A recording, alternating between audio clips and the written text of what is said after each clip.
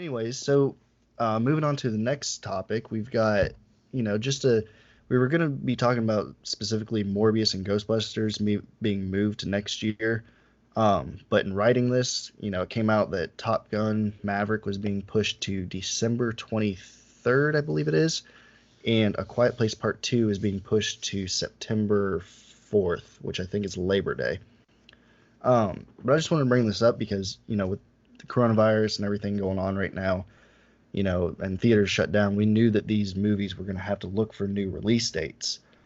And I know that with as many movies that come out every year, it's kind of hard to juggle because you don't want to overlap with another movie that you think might take away.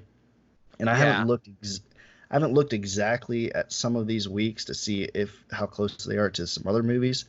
But do you think like Morbius and Ghostbusters should have pushed that far? Because as far as I knew, Venom 2 is still supposed to be coming out in October. I'm surprised they didn't just move Venom 2 and then put Morbius where Venom 2 was supposed to be. Or even Um, Ghostbusters in the Halloween time. I have no idea why they decided to move them the way they did. I can only imagine moving. I would at least say Ghostbusters because that's a big, like blockbuster movie. Hmm. And the one trailer we got wasn't super like spooky looking, right? It was more Yeah. just. So I can see them thinking that's more of like a summer movie. Morbius, I would even say move it like all the way to next October if they want to do it that way. Yeah, Push it way out. I'm surprised that they moved it so far considering they had already released a trailer for it. Ghostbusters makes a little bit more sense to me, but I don't think Morbius really screams like mega hit. Not like Ghostbusters has the potential to make a lot of money. Morbius could make a lot of money, but I don't see it like how Venom was, where it kind of made a lot more money than we thought it would. Um, Morbius to me seems like one of those movies that you could just kind of slide into a slot somewhere where you give it a 2 week between itself and another big movie and you're going to make some money there. So I was Yeah, just a little surprised with that one. yeah. I guess it all depends on what happens next year, as far as much as like the bigger Disney movies and stuff go. Hmm. Well, and that brings up um, the other two that we've got are that we know for sure. I know there's some other ones that have been pushed, but I'm just bringing up the bigger ones. A Quiet Place Part Two. I don't think I'm not worried about that one making the money that it's going to make. It's got its following, um, whether it be released in March or September or June. It's going to make whatever money it's going to make. So I think moving it to September, which usually what August and September is pretty low for the movie months. There's not a whole lot good that comes out during that time. I think that's probably a good move for them, and a Labor Day weekend gives them an extra day. So, I mean, that's just to me that's a smart move.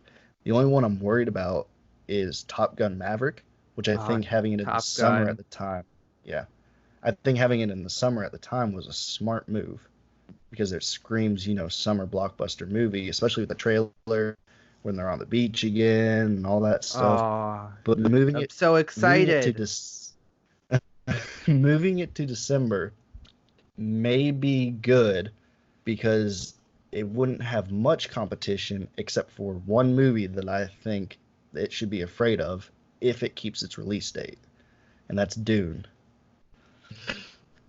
Which I would say it's odd that we haven't seen anything from Dune at this point. It seems a little late, but I guess who knows? I think it's visuals because I'm I would say they're done shooting right now, but I think they're maybe waiting just to see how this whole virus thing in the theaters shakes out to see whether or not they need to move it.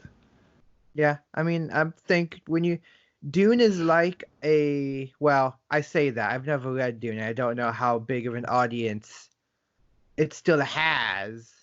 Hmm. Like, who would go see it other than so Top Gun? I say this because I think Top Gun is a good like all demographics kind of film. It Hmm. hits it hits like people who are into films like us, like actual, critics. Yeah.